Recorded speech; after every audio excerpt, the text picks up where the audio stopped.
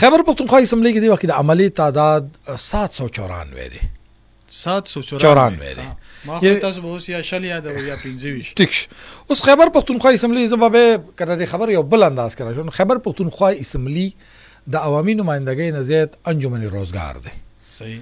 او دی کې هر سابقه سپیکر یا ډیپټي سپیکر خپل خخه حصہ اچولې ده او هغوی په دې کې چې کوم دی خپل خلک برتی کړي دي. دې کې ټول نه زیاته برتی سکم 200 برتی دا د اسد قیصر صاحب په دور کې شوې ده. 200 کسان سکم 200 کسان دا د اسد قیصر صاحب په وخت کې چې کله سپیکر د 2013 نه واله 2018 پورې دا دغه دور کې برتی شوې ده.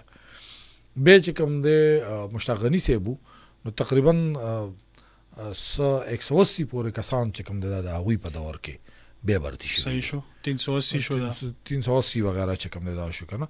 سو ابل ور زمونږ موجوده سپیکر ځان سره چې کوم دی 27 کسان دي که 25 پورې برتی کړي ده.